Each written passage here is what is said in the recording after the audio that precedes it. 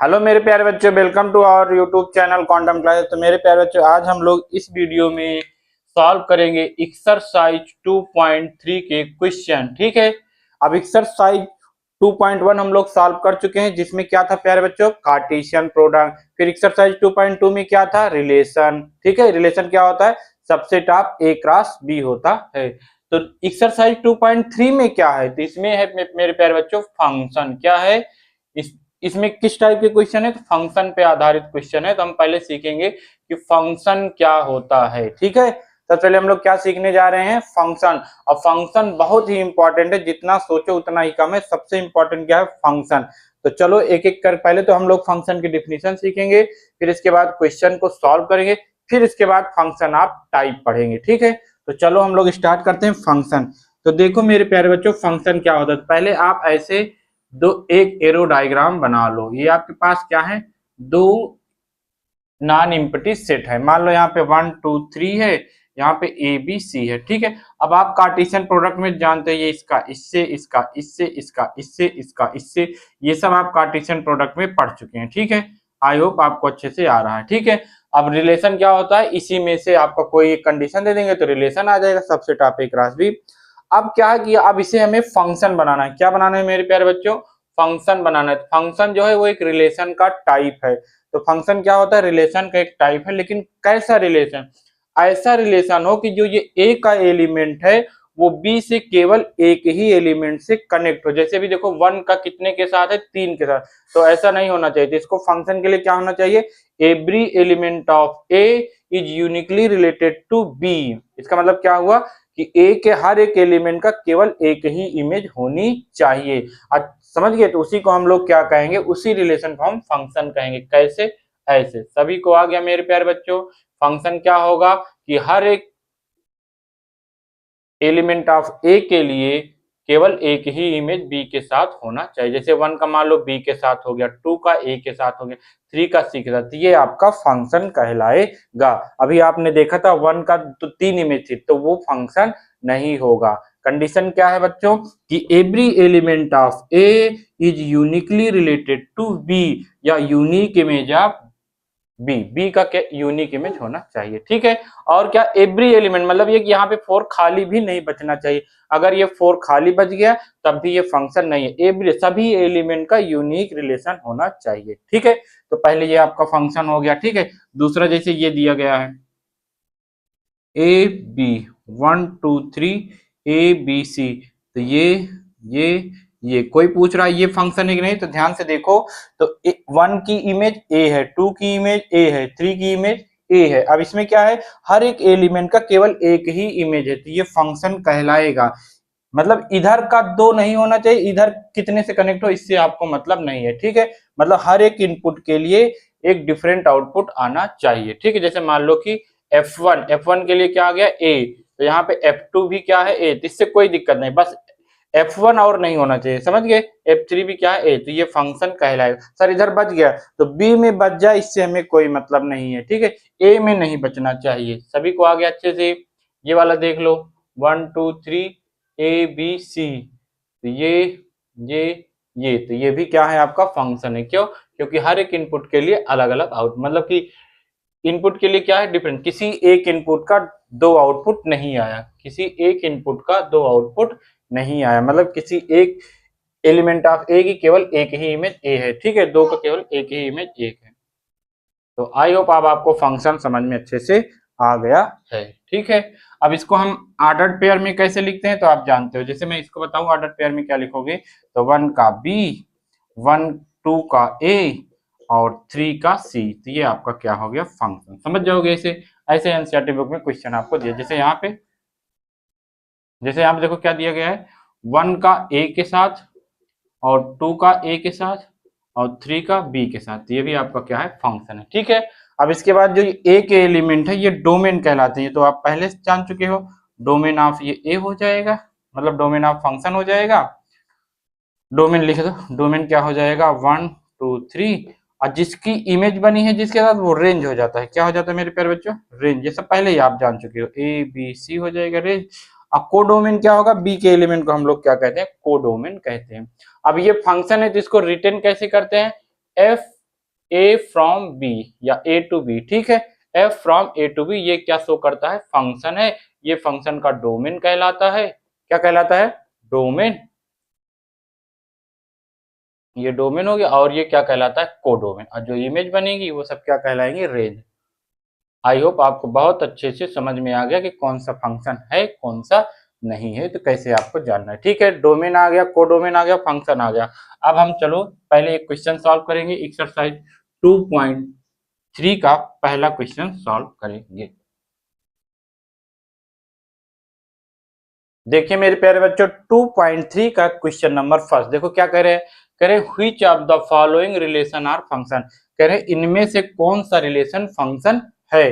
तो देखो मेरे प्यारे बच्चों, 2 का 1, जैसे इसकी मैपिंग बनाओगे, ये हो गया, ये हो गया, यहाँ पे 2 है, 5 8 11, 5 8 और 11।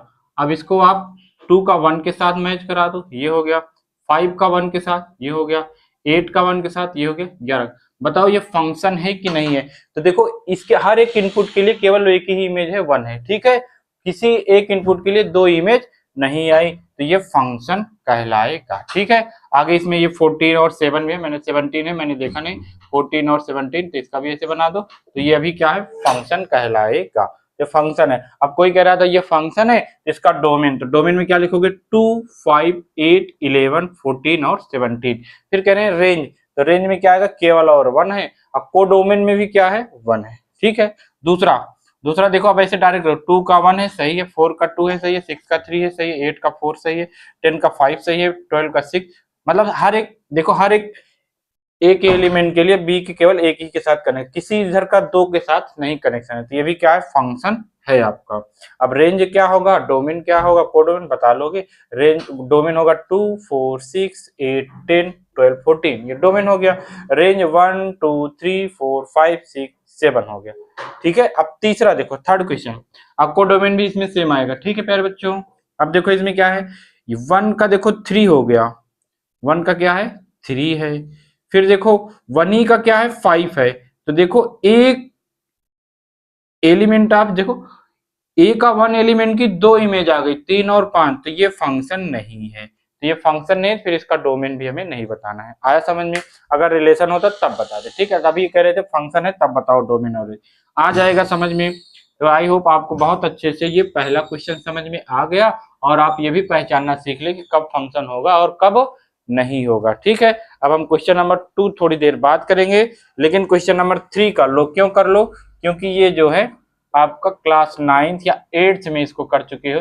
जैसे एफ एक्स दिया गया तो कह रहे हैं F0 बताओ, F7 बताओ और F-3 बताओ।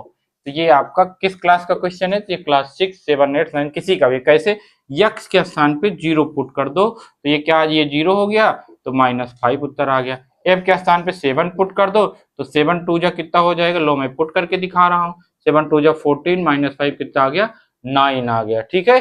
तो आप ऐसे कर लोगे, -3 पुट कर दो, ये आ जाएगी। ये बहुत इजी प्रॉब्लम था, इसमें कुछ नहीं था, इसलिए मैंने बहुत जल्दी बता दिया कि क्वेश्चन नंबर 3 कैसे करना है। ये सबको बच्चे बच्चे को आना चाहिए, ठीक है। एक ये इसी तरीके से क्वेश्चन नंबर आपका दिया गया है, ये फोर्थ देखो क्या है, 9c/5 + 32। तो हमें कह रहे हैं T0 बताओ, T28 बताओ, ठीक है, T-10 बताओ, और फिर कह रहे हैं द वैल्यू ऑफ C।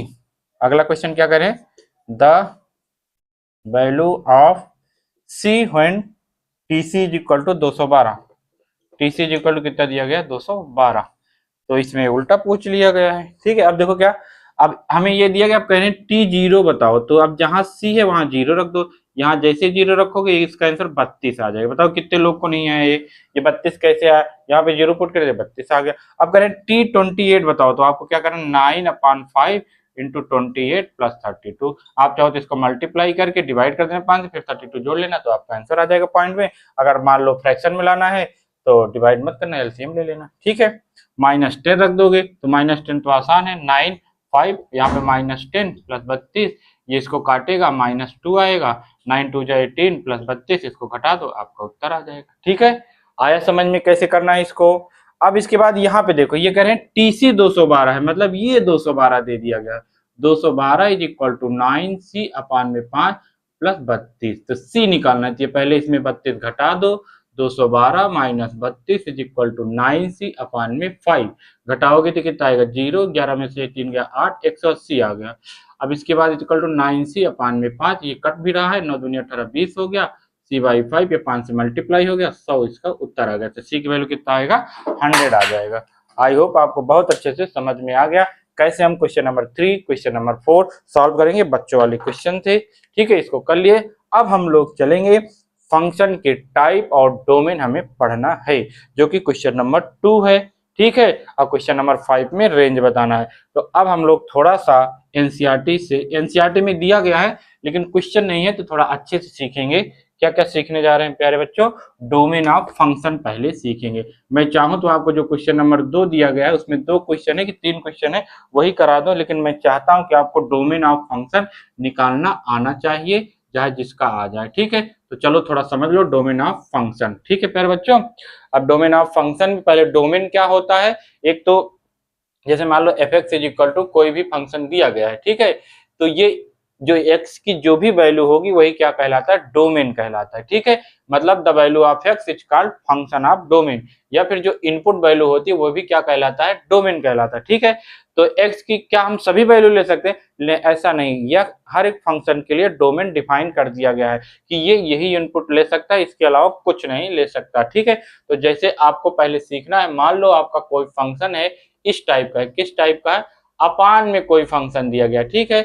ये यहाँ पे ऐसे मान लो कि 1 अपान में कोई चीज, यहाँ पे कुछ भी इससे कोई मतलब, ये अपान में कोई आ गया, ठीक है। तो जब भी कोई अपान में, ये 0 नहीं होना चाहिए, ठीक है। क्यों, क्योंकि अपान में 0 हम लोग बचपन से पढ़ते आ रहे हैं, वो नॉट डिफाइंड होता, मतलब x की ऐसी वैल्यू जिसके लिए फंक्शन आपका डिफाइंड हो।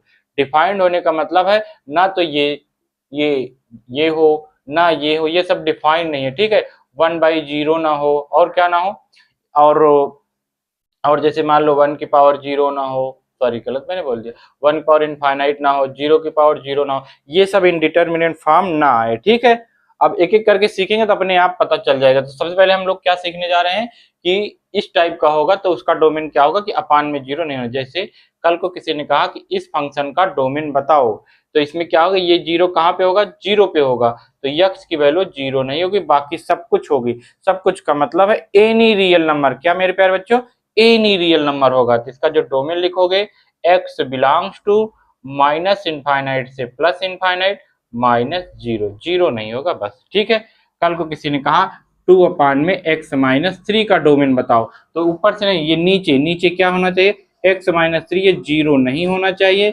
0 कहाँ पे होगा, 3 पे होगा, तो यही x की वैल्यू नहीं होगी। पूरे रियल नंबर में से इस 3 को हटा दो, या ऐसे लिख दो, या माइनस इनफाइनाइट से प्लस इनफाइनाइट -3। बताओ समझ में आया, समझ में आया कि अगर कोई भी फंक्शन अपान में दिया गया तो उसका डोमेन आप कैसे निकालोगे। x-1 अपान में x+1 मान लो दिया गया, अब इसका डोमेन है तो ऊपर नहीं, हमें ऊपर 0 अलाउ है, आपने पढ़ा है p/q फॉर्म वाले में, तो ऊपर नहीं होगा, ऊपर 0 हो सकता है, इससे में कोई दिक्कत नहीं। इससे दिक्कत है ये -1 पे 0 होगा, तो यहाँ पे -1 नहीं होगा, बाकी सभी वैल्यू होंगी, माइनस इनफाइनाइट से प्लस इनफाइनाइट -1। बताओ समझ में आया, समझ में आया डोमेन निकालना, आया कि नहीं आया। आप जब करोगे तो बहुत अच्छे से आ जाएगा।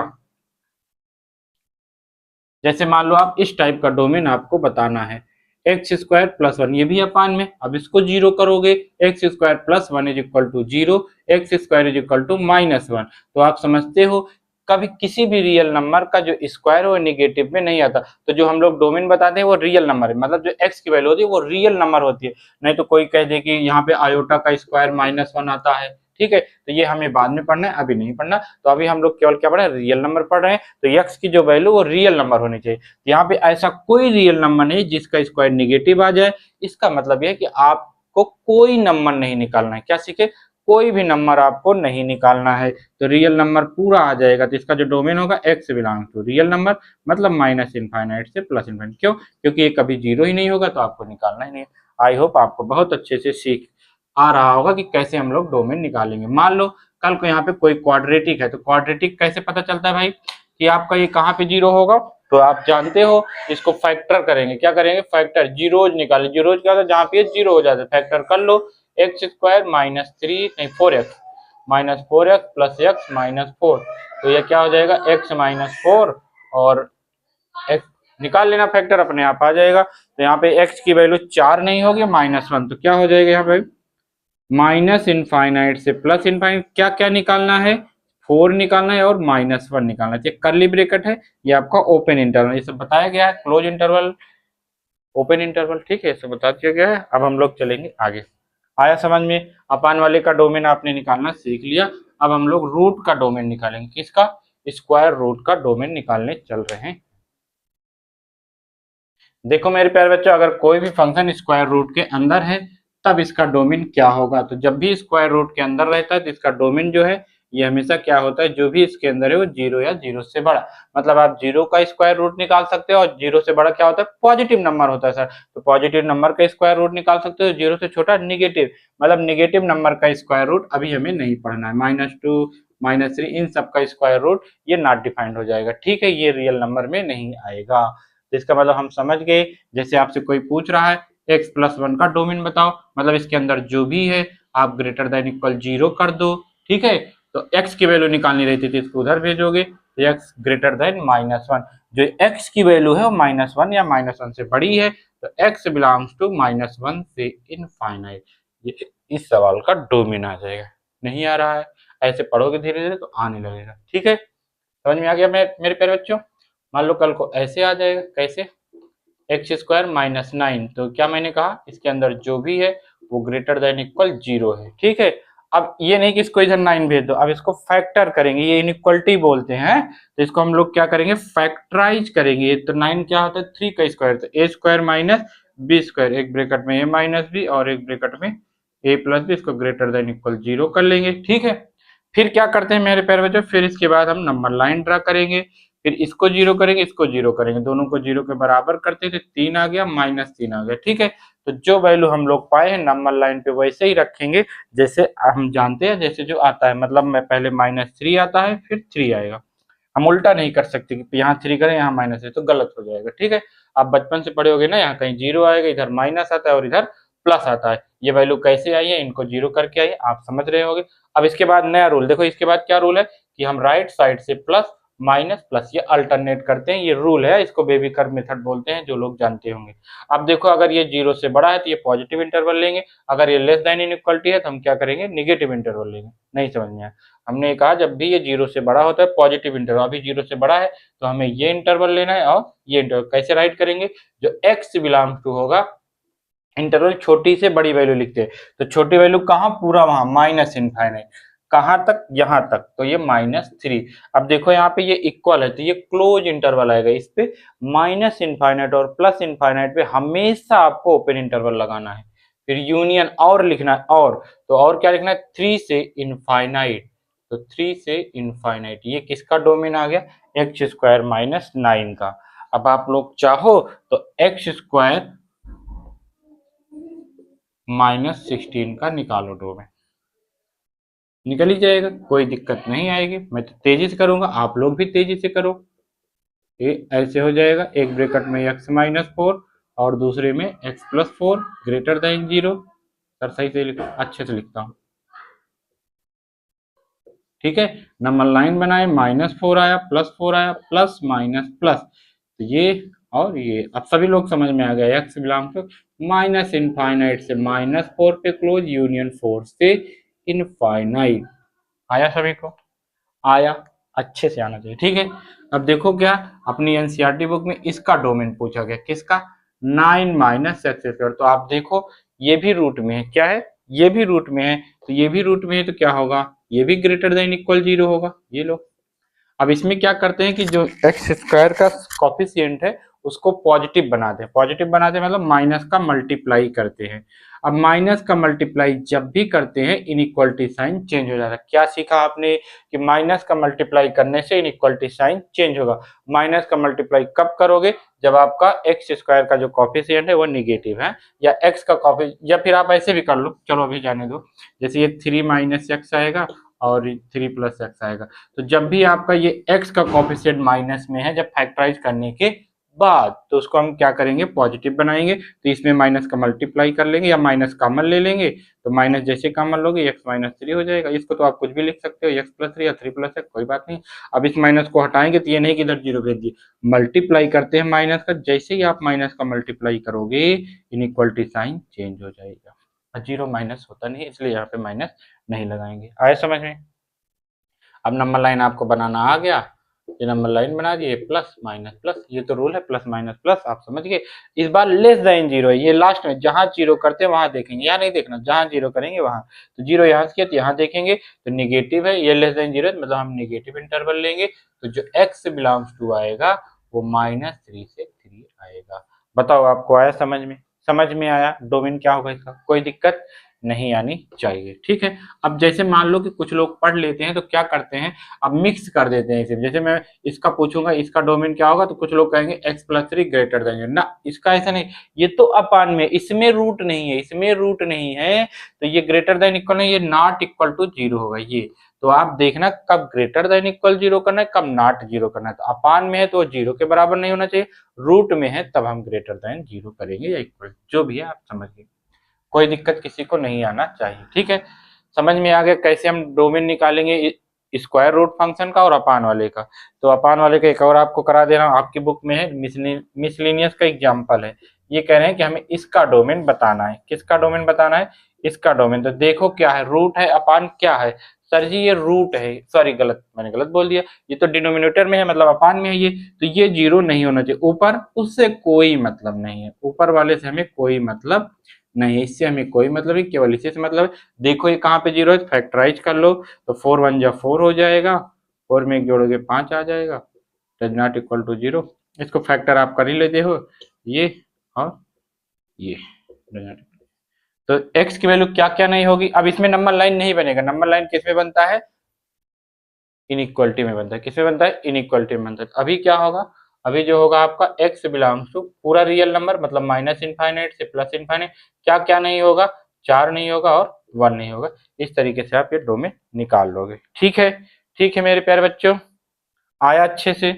आप लोग को बहुत अच्छे से समझ में आ गया होगा कि हम डोमेन कैसे निकालते हैं, ठीक है।